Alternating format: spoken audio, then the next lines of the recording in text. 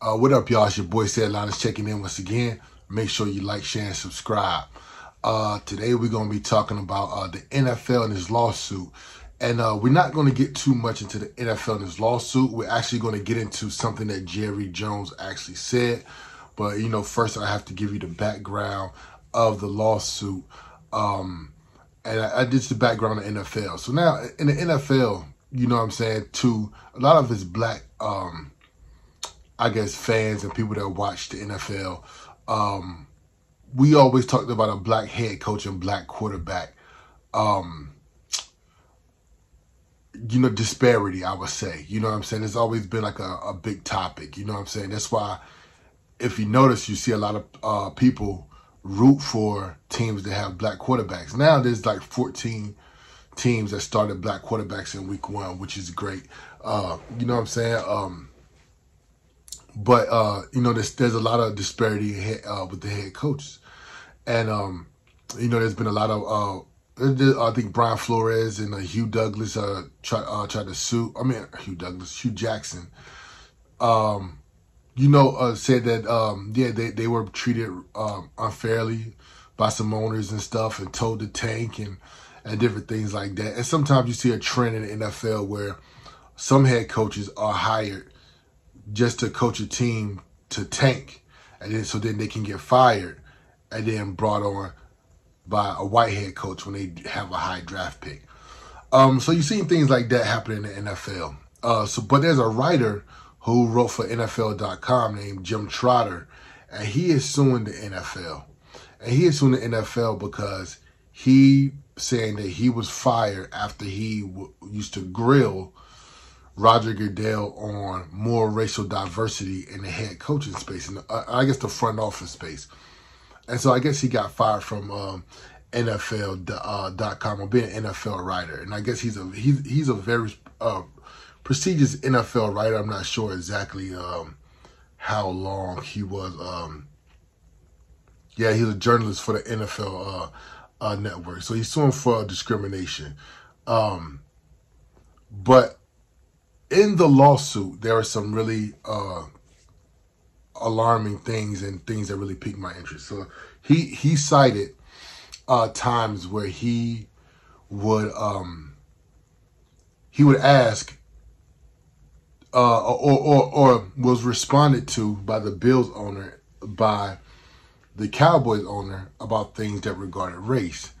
And the Bills owner name is Terry Pagula. And I guess when asked about diversity or things like that, this is in 2021. So remember, this is around George Floyd and things like that going on at the time. Jim Trotter states in the lawsuit that Terry Pagula said that if the black players don't like it here, they should go back to Africa and see how bad it is. Now, Terry Pagula denies that he ever said that, but that was in the lawsuit. But also what's in the lawsuit is something that Jerry Jones said. So I'm going to read this to you. Let's see. NFL looking. Okay, here we go. It says the lawsuit cites another problematic example. This one from Dallas Cowboys owner Jerry Jones. Trotter says he asked Jones about the lack of black personnel in decision-making positions on NFL teams.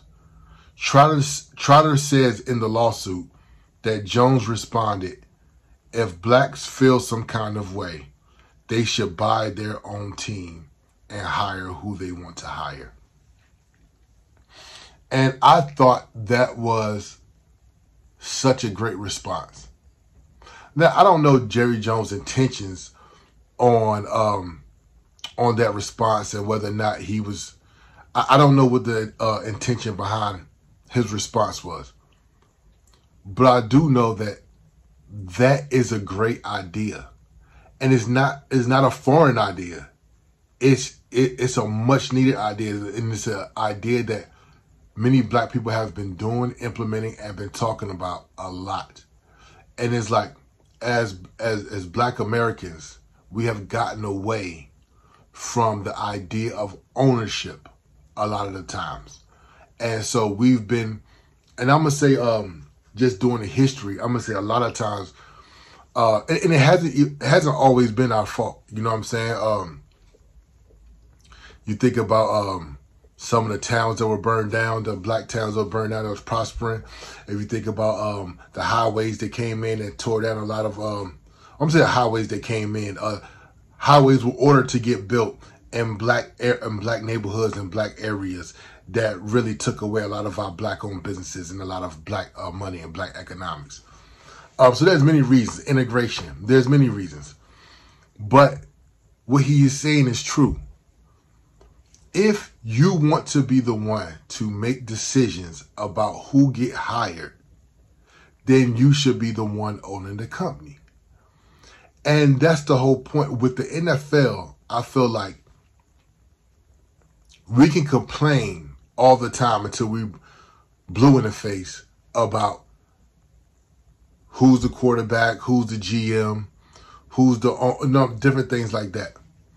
But the fact of the matter is that it doesn't matter, because the owner is the one who has the say.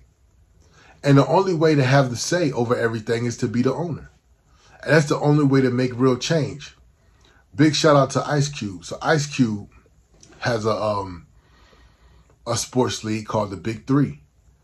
And with the Big Three, it's a black-owned company, has a black commissioner and Clyde Drexler, majority black players, and it's doing very well. It has a TV deal. The Big Three is doing excellent. It's a place where a lot of former NBA players come to play, and a lot of players who did really good in college but maybe didn't make the NBA come and play as well. It's a professional basketball league. If you think back in the day about the Negro Leagues were prospering. There was no problem with the Negro Leagues. They had great players.